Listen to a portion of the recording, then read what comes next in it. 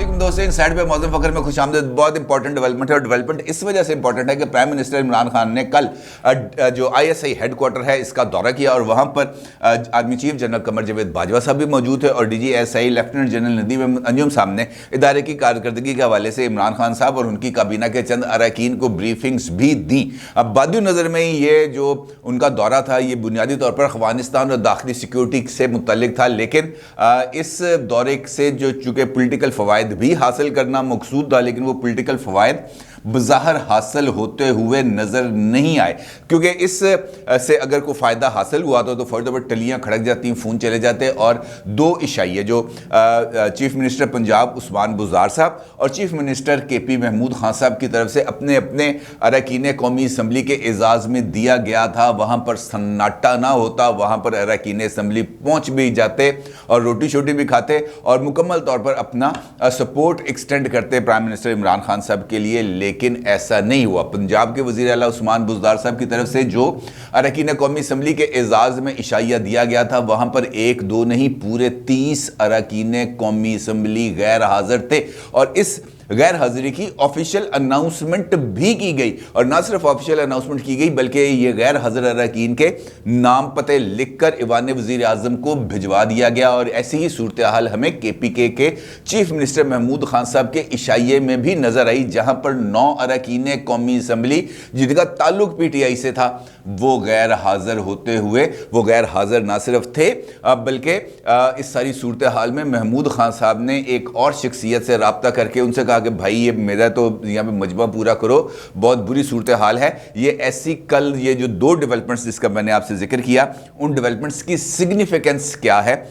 इस मुलाकात से प्राइम मिनिस्टर इमरान खान साहब क्या फ़ायदा हासिल करना चाहते थे जो उनको नहीं मिला, और अरकान असम्बली की गैर हाज़िरी बुनियादी तौर पर किस बात का पैगाम है, इस सारी सूरत हाल पर बात करूँगा। लेकिन उससे पहले बात करेंगे जनाब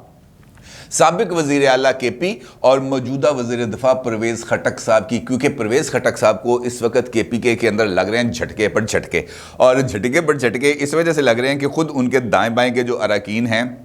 जो उनके अजीज़ व अकारब हैं, जो रिश्तेदार हैं, उन्हीं की तरफ से परवेज़ खटक साहब को अब हार्ड टाइम मिलना शुरू हो चुका है। और परवेज़ खटक साहब चूँकि इस वक्त इमरान खान साहब से दूरी के बाद दोबारा उनसे कुर्बत के रिश्ते डेवलप कर रहे हैं और इस मरतबा उनको KPK के अंदर मुकम्मल जो है फ्री हैंड मिल चुका हुआ है और उसका उन्होंने नताइज भी हासिल करने हैं। अगला जो उनका राउंड आएगा KPK के बलदियाती इंतखाबात के अंदर, लेकिन उनको इस वक्त जो मुश्किल सूरत हाल का सामना है वो बुनियादी तौर पर उनके लिए इस वक्त सर दर्द का बायस है, क्योंकि उनके भाई लियाकत खटक साहब और उनके भतीजे जो है वो शामिल हो चुके हैं। उन्होंने PTI छोड़ दी है और शामिल हो गए थे पीपल्स पार्टी में, पुरानी खबर है। और इसी तनाजुर के अंदर जो पहला मरहला आया था KPK के बलदियाती इंतखाबात में का, वहाँ पर उनके भाई और भतीजे ने पीपल्स पार्टी के टिकट के ऊपर ना सिर्फ इलेक्शन लड़ा बल्कि पीपल्स पार्टी की उन्होंने कैंपेन भी चलाई। अब दूसरा धचका भी मिल गया है परवेज़ खटक साहब को, क्योंकि उनके 2 भांजे जलाल खटक साहब और बिलाल खटक साहब, इन्होंने भी PTI से इस्तीफ़ा दे दिया, दूरी इख्तियार कर ली है, छोड़ दिया है। और आपको पता है उन्होंने कौन सी पार्टी ज्वाइन की? नहीं पता। उन्होंने जनाब मुस्लिम लीग नून को ज्वाइन किया है और मुस्लिम लीग नून के लिए अब उन्होंने अपने काम का आगाज़ करने का उन्होंने ऐलान किया है। इस हवाले से एक प्रेस कॉन्फ्रेंस भी की उन्होंने, जिसके अंदर अमीर मुकाम साहब और इख्तियार वली साहब ये दोनों मौजूद थे। इन्होंने ये जो हैं जलाल खटक साहब और बिलाल खटक साहब इनको पजीराई भी दी, इनको मुस्लिम लीग नून का उन्होंने मफरल भी पहनाया, टोपी भी पहनाई और उनका ये कहना था कि अब मुस्लिम लीग नून पेशावर के अंदर बहुत तेज़ी के साथ ना सिर्फ मुतहर्रक होगी बल्कि अपने लिए जो पॉलिटिकल स्पेस है उसको भी कैप्चर करेगी। अब अगर हम देखें तो इस वक्त PTI के नीचे से अब रेत के सिरकने के अमल का आगाज़ हो चुका है। ये सिर्फ पेशावर नहीं है, ये सिर्फ ये जो हैं परवेज़ खटक साहब के अहल खाना नहीं है, बल्कि मुख्तलिफ़ जगहों पर मुख्तलिफ़ मुकामात पर पाकिस्तान के मुख्तलिफ़ हिस्सों में अब इस बात का चर्चा भी है और इसके अमली मज़ाहर भी हमें देखने को मिल रहे हैं कि PTI के अरकान असम्बली दाएं बाएं से निकलकर अब दीगर जमातों की तरफ रुख कर रहे हैं। और यही वो फसली बटेरे हैं जो मौसम का रुख देखकर, जो हवाओं का रुख देखकर फैसले करते हैं। अभी कल ही PTI के एक और अहम शख्सियत ने पीपल्स पार्टी में शमूलियत का सरगोदा से थे वो, जिनको 2018 के इलेक्शन में पीटीआई के टिकट भी मिला था। उन्होंने आसिफ अली जरदारी साहब से मुलाकात करके पीपल्स पार्टी में शमूलियत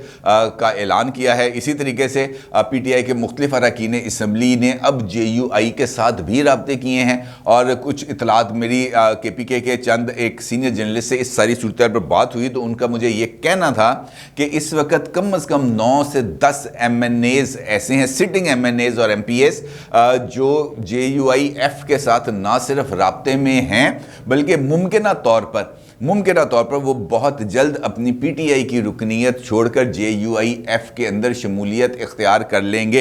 इसका मतलब यह है कि आने वाले दिनों के अंदर पीटीआई को इस किस्म के कई धचकों का सामना करना पड़ेगा, और इसके अमली मुजारे हमें ग्रास रूट लेवल से लेकर नेशनल असम्बली और सेनेट के प्लेटफॉर्म्स तक भी नज़र आ रहे हैं। क्योंकि अगर ऐसा ना होता तो चीफ मिनिस्टर पंजाब उस्मान बुज़दार साहब, जिनको इमरान खान साहब बहुत ज़्यादा रेटिंग देते हैं, उनको बहुत ज़्यादा वैल्यू देते हैं, उनकी तरफ से ये जो मिनी फाइनेंस बिल है इसकी मंजूरी के लिए अरकान असम्बली के एजाज़ में, जिनका ताल्लुक पंजाब से है, एक इशाइया ना दिया जाता और वो इशाइये के अंदर अरकान असम्बली की भरपूर शिरकत होती अगर ऐसी सारी सूरत हाल ना होती तो। लेकिन उस इशाइये के अंदर 30 के करीब MNAs बिल्कुल गैर हाजिर है, और इस हवाले से जो मीडिया रिपोर्ट्स हैं और जो वहाँ पर लोग मौजूद थे उनके तरफ से ये बात क्लैरिटी के साथ बताई जा रही है कि इमरान खान साहब ने खुसूसी तौर पर चीफ मिनिस्टर पंजाब उस्मान बुज़दार साहब को हदायत की थी कि पंजाब के अरकान असम्बली की तादाद को पूरा करना, कल उनको लेके ईवान में आना और उनके जो भी शिकवे शिकायत मसले मसाइल हैं इनको कल ही तरजीही बुनियादों पर हल करना ज़रूरी है। लेकिन वाज़ेह हदायत के बावजूद दो मामलात हुए। एक तो ये कि उस्मान बुज़दार साहब ख़ुद ताख़ीर से लाहौर से पहुँचे इस्लामाबाद, और उसके बाद जो उनकी पैगाम रसानी थी अरकान असम्बली तक वो भी मुकम्मल तौर पर नहीं थी। लेकिन अरकान असम्बली मौजूद थे इस्लामाबाद में, लेकिन इसके बावजूद 30 के करीब अरकान असम्बली ने इस इशाइये में शिरकत नहीं की। अच्छा, अब जबकि प्राइम मिनिस्टर की तरफ से वाज़ेह हदायत थी कि जनाब इनके तमाम मसले मसाइल भी हल करने हैं और कल इनकी तादाद को पूरा करना है आपने ईवान के अंदर, और इस कमी को पूरा नहीं कर सके उस्मान बुज़दार साहब, तो उन्होंने रवायती अंदाज के अंदर जो कार्रवाई डाली वो ये था कि एक कागज़ पेंसिल पकड़ी और उसके ऊपर 30 अरकान असम्बली के नाम लिखे, उनके हल्के लिखे, और वो लिख के उन्होंने भिजवा दिया प्राइम मिनिस्टर हाउस के। भाई मैंने तो खाने पे बुलाया था, ये 30 बंदे यहाँ पर नहीं आए, और साथ उन्होंने मेन्यू भी लिखा। उन्होंने कहा जनाब ये जो अरकान असम्बली है इनके लिए मैंने जो खाने का बंदोबस्त किया था इसके अंदर मटन कौरमा था, चिकन कौरमा था,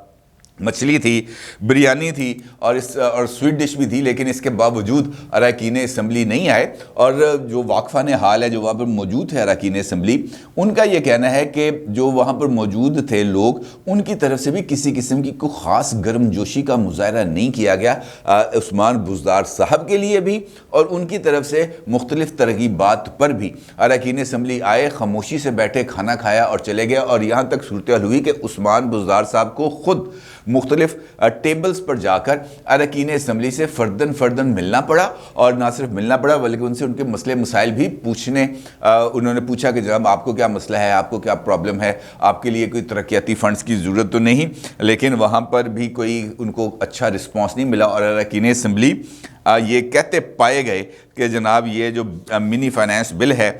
ये हमारे लिए बहुत बड़ा प्रॉब्लम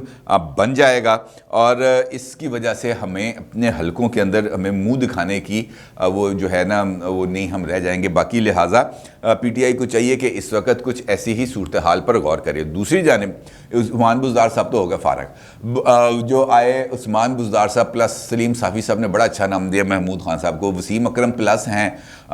उस्मान बुज़दार साहब, और उस्मान बुज़दार प्लस हैं महमूद खान साहब। अच्छा, महमूद खान साहब की तरफ से भी इशाइया था, वहाँ पर भी अरकान असम्बली नहीं थे। अब महमूद खान साहब की चूँकि उन्होंने अपना फासले इतना ज़्यादा रखा हुआ लोगों के साथ, वो भी इतना ज़्यादा अपने पार्टी लोगों से मिलते जुलते नहीं हैं। पार्टी को ज़्यादातर जो चला रहे हैं वो शाह फरमान है या परवेज़ खटक है, और ये अलग बात है कि शाह फरमान और परवेज़ खटक दोनों की आपस में नहीं बनती, बहुत ज़्यादा इनकी आपस में भी सलाम दुआ तक नहीं है। और उस्मान ये जो है शाह फरमान साहब, इन्होंने परवेज़ खट्टक की बतौर प्रेसिडेंट KP अभी जो रिसेंटली अपॉइंटमेंट हुई है इसके ऊपर भी शदीद तहफ़्फ़ुज़ात का इजहार किया था। इमरान खान साहब को कहा था कि यार ये क्या कौन सा बंदा आपने यहाँ पे लगा दिया, इससे अच्छा था मुझे आप कहते मैं गवर्नरशिप से इस्तीफ़ा दे देता और मैं ये मनसब संभालता, लेकिन इमरान खान साहब ने कहा कि नहीं ये तो ज़्यादा मामला ख़राब हो जाएगा। खैर, जब वहाँ पर अरकान असम्बली की तादाद को कम देखा महमूद खान साहब ने, तो उन्होंने परवेज़ खट्टक साहब से रब्ता किया और परवेज़ खट्टक साहब से कहा कि भाई ये फ़लाँ MNAs हैं, ये अभी तक इस इशाइये में शिरकत नहीं हुई और बराए करम इनसे रब्ता करें और इनसे कहें कि डिनर के अंदर शिरकत के लिए आएँ, क्योंकि इसकी मुझे रिपोर्ट बना के भेजनी है इमरान खान साहब को। जिस पर परवेज़ खट्टक साहब ने वो जो गैर हाज़िर अरकान कौमी असम्बली थे उनसे फ़र्दन रब्ता करने की कोशिश की और मीडिया रिपोर्ट्स के मुताबिक कि कई MNA से अगरचे उनका रब्ता हुआ, लेकिन कई ऐसे MNAs भी थे जिन्होंने परवेज़ खट्टक साहब का फ़ोन तक नहीं उठाया और फ़ोन उठाया तो जिन्होंने फ़ोन उठाया उन्होंने इसके अंदर शिरकत नहीं की और जिन्होंने फ़ोन उठाया उन्होंने परवेज़ खट्टक साहब को ये कहा कि मिनी बजट अवाम पर जुल्म और आलमी इदारों को अपने अकाउंट्स तक रसाई देना ये एक ऐसा अमल है जिसे लोग किसी सूरत तस्लीम नहीं करेंगे। और मैंने इसने परवेज़ खट्टक साहब को वाज़ेह तौर पर बताया कि हम इस इक़दाम में हुकूमत का साथ नहीं दे सकते। अब ये जो सारा फ़ीडबैक था महमूद खान साहब का और उस्मान बुज़दार साहब का, ये सारे का सारा फ़ीडबैक पहुँचा दिया गया है अब इमरान खान साहब को। और इमरान खान साहब ने आज पार्टी लीडर्स, पार्टी रहनुमाओं और मुख्तलिफ जो इत्तेहादी हैं उनके साथ और उसके बाद अपने ही MNAs के साथ, ये जो 30 इधर के हैं 9 उधर के हैं, इनके साथ मुलाकात का फैसला किया। वो खुद आज मुतहरक होंगे, अगरचे उनकी आज 2-3 इंपॉर्टेंट मसरूफियात हैं, लेकिन इसके बावजूद वो आज नेशनल असम्बली में बैठेंगे भी और इन अरकान असम्बली से रब्ता भी करेंगे। अब भी ये जो सारी सूरत हाल आपको मैंने बताई, ये बुनियादी तौर पर एक तासुर था जो कल प्राइम मिनिस्टर ने पारा का जो दौरा किया था वो एक कायम करने की कोशिश की थी कि जनाब सेम पेज है, कोई प्रॉब्लम नहीं है, हम सब एक साथ हैं, इकट्ठे हैं, भाई है, ये है वो है। लेकिन उसकी तरफ से कोई अभी तक जो एविडेंस है इस हवाले से सामने नहीं आ सका, क्योंकि अगर, जैसे मैंने आपसे पहले भी गुजारिश की कि अगर वहाँ से मुकम्मल सपोर्ट एक्सटेंड की जाती या 2-4 लोगों को टेलीफोन्स कॉल्स ही कर दी जाती तो फिर उसके नतीजे में ये जो इशाइये थे इनके अंदर अरकान कौमी असम्बली की खातर खा तादाद का मौजूद होना एक फितरी अमल था और उसके बाद इमरान खान साहब को इतनी भागम दौड़ ना करनी पड़ती। सिर्फ फ़ोन कॉल जाते, कल मिनी फाइनेंस बिल के ऊपर, यानी आज मिनी फाइनेंस बिल के ऊपर वोटिंग होती, वहाँ पर तमाम लोग हाथ खड़े कर देते और मिनी फाइनेंस बिल मंजूर हो जाता। लेकिन इमरान खान साहब की ये जो भाग दौड़ है, अरकान असम्बली की ये जो गैर हाज़िरी है, अरकान असम्बली की PTI के अंदर से ही जो मुखालफाना और तनकीद वाली आवाज़ें उठ रही हैं, ये बुनियादी तौर पर इसी सिमत में इशारा है कि इमरान खान साहब जो तासुर देने की कोशिश कर रहे हैं कि सब अच्छा है, वहाँ पर कुछ भी अच्छा नहीं है। ऑल्दो मुझे इस बात का इम्कान नज़र आ रहा है कि फाइनेंस बिल पास हो जाएगा, क्योंकि अगर फाइनेंस बिल पास नहीं होगा तो यकीनी तौर पर इसके कुछ ना कुछ असरात होंगे इंटरनेशनली भी, इकनॉमिकल कंडीशंस पर और पाकिस्तान के भी इकनॉमिकल कंडीशंस पर इसके असरात होंगे। लेकिन ये जो दूरी और फासले हैं इसको ख़त्म करने की अभी कोई कोशिश मुझे 12 आवर्स होती हुई नज़र नहीं आ रही। अलबत्ता अपोजिशन अब जिस तरीके से मुतहरक हो रही है और जिस तरीके से हुकूमत के गिर्द घेरा डालने के लिए उन्होंने अपनी प्लानिंग की है, इस घेरे से हुकूमत का बाहर निकलना यकीनी तौर पर अगर हुकूमत बाहर निकल आती है तो फिर वो इमरान खान साहब का सिंगल हैंडेडली क्रेडिट होगा पॉलिटिकली। और देखना यह है कि क्या वो ये क्रेडिट लेते हैं या नहीं। अपनी राय का ज़रूर इज़हार कीजिएगा। आपका बहुत शुक्रिया। अल्लाह हाफ़िज़।